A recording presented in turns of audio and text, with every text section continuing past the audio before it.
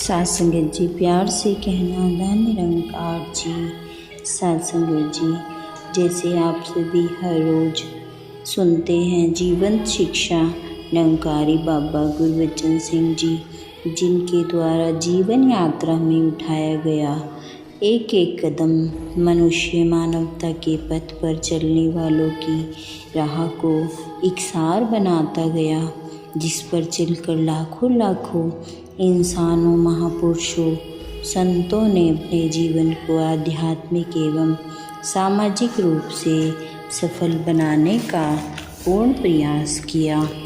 प्यार से कहना धन्यकार जी। आप जी इसके एक एक वचनों का आनंद लें। आप जी ने अपने गुरसिखों को इस प्रकार संभाला जैसे घर का पिता पूरे परिवार की जिम्मेदारी संभालता है। गुरसिखों के बच्चों को रिश्ते, नाते, विवाह, शादी, रोजगार, व्यापार सब तरफ ध्यान दिया। यदि किसी बच्चे के सिर से बाप का साया उठ गया तो आप उसके पिता बन गए। यदि किसी बहन का भाई नहीं तो आप भाई बनकर उसकी आशाओं को पूरा कर देते। क्या बच्चे, क्या नौजवान, क्या बुजुर्ग, आप तो सभी के पिता थे। अनेकों महापुरुषों की बच्चों और बच्चियों की शादी आपने स्वयं कराई। यदि कहीं किसी बच्चे या बच्ची का विवाह संयोग दूर देश में जुड़ा तो उनके माता पिता बनकर आपने उनके सारे काम स्वयं किए।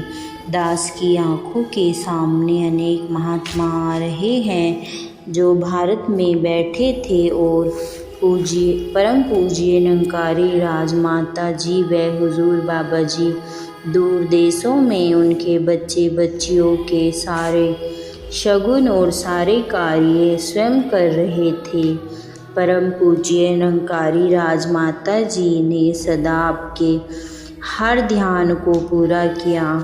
गुरसिखों के परिवारों के कार्य करने के लिए हर दम तैयार रहे। कई कई घंटों दिल्ली की भीड़ भाड़ वाले बाज़ारों की धूल मिट्टी बर्दाश्त करके और अपने सेवादारों के बच्चे बच्चियों के दहेज व अथवा वारी इत्यादि तैयार करते। सेवादारों के विवाह भी पूरे चाव से किए जाते और फिर उनकी घर गृहस्थी बसाने के लिए उनकी मकान सामान संबंधी व अन्य आवश्यकताएं पूरी करने का भी ध्यान रखते। आज के समाज की और खासकर परिवारों की समस्या नवयुवकों की है।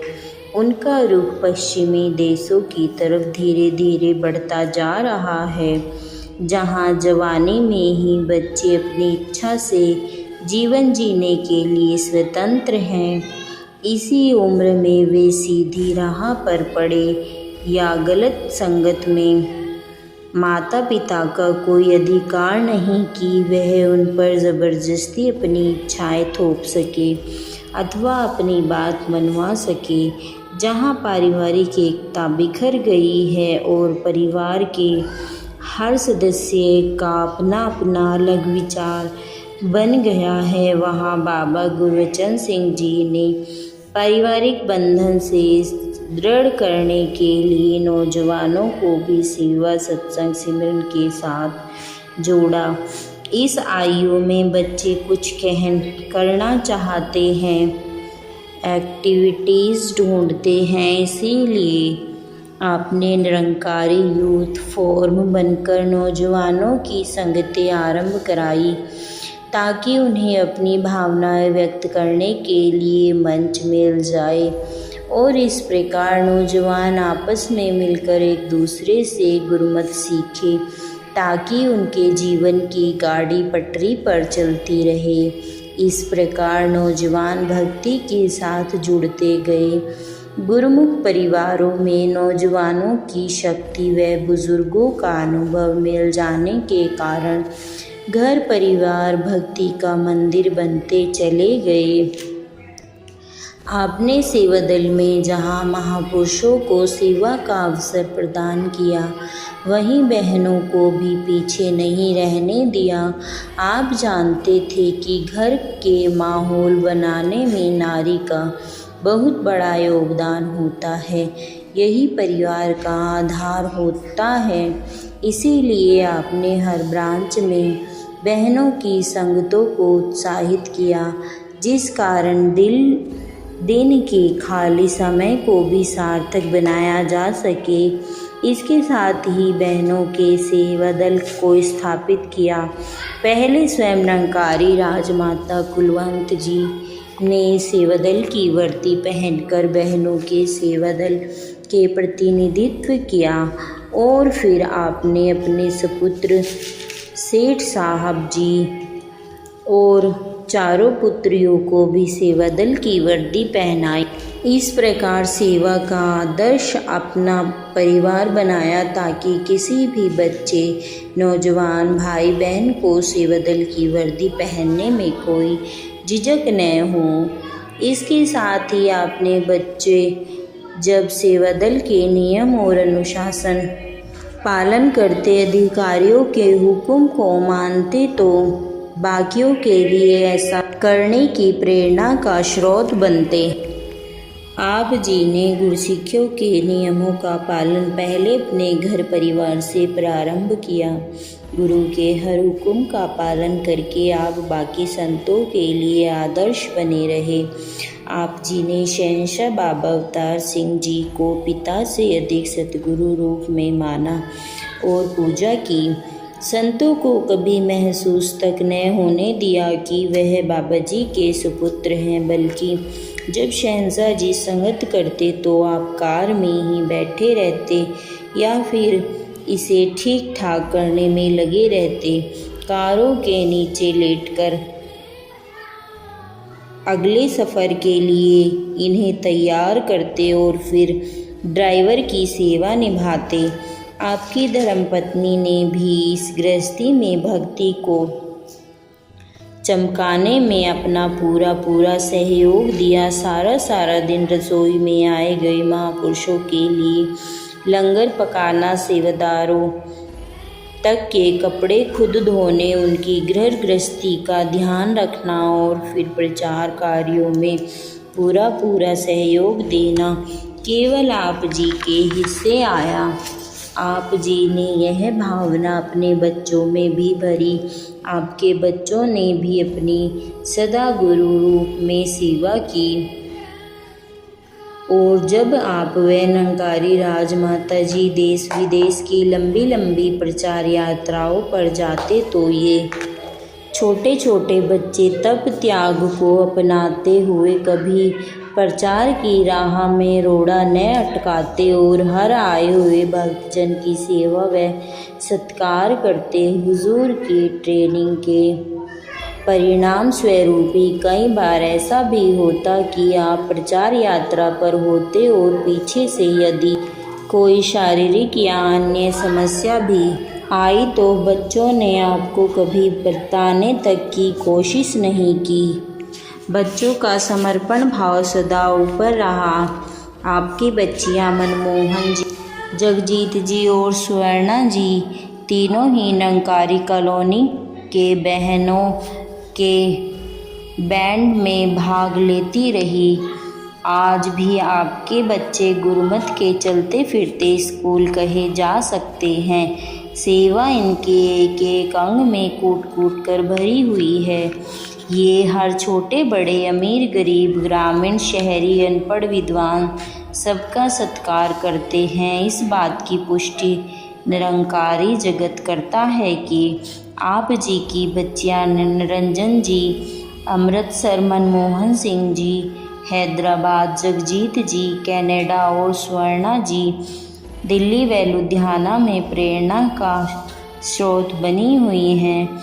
हर गुरसिख के सुख दुख, खुशी गम में और मिशन के कार्यों को पूरा करने के लिए एक आम गुरसिख की तरह सदा आगे रहती हैं। जब भी हुक्म हुआ वे अपनी घर गृहस्थी और बच्चों के मोहों से ऊपर उठकर निरंकारी राजमाता जी के साथ कई महीनों की दूर देशों की प्रचार यात्रा पर चली जाती हैं और सिवाय गुरुमत के वे मिशन के और कोई ध्यान नहीं होता। आप जी के सुपुत्र बाबा हरदेव सिंह जी आज सतगुरु रूप में संपूर्ण विश्व का कल्याण कर रहे हैं और आपके द्वारा चलाए गए अभियान को आगे से आगे बढ़ा रहे हैं। सतगुरु रूप में प्रकट होने से पहले सेठ साहब जी चुपचाप फोटोग्राफरी, मोटर मैकेनिकी, मोटर इंजीनियरिंग और कई प्रकार की सेवाओं में कई घंटे लगे रहते थे। इस प्रकार हम देखते हैं कि बाबा गुरबचन सिंह जी ने अपने परिवार में भक्ति का वह रंग भरा जो संसार के लिए एक आदर्श के रूप में सामने आया। आपने आदर्श परिवार का कोई शाब्दिक चित्र ही नहीं खींचा या केवल भाषण ही नहीं दिए बल्कि उन आदेशों को जी कर दिखाया। बाबा गुरबचन सिंह जी की सामाजिक देन भी अनमोल थी। समाज कोई ईंट पत्थर या संगमरमर से बनी हुई ऊंची इमारतों अथवा बड़ी बड़ी योजनाओं का नाम नहीं। समाज तो व्यक्तियों और घर परिवारों का वह समूह है जिसका रहन सहन, संस्कृति, खान पान और मन बहलाने के साथ एक समान हो।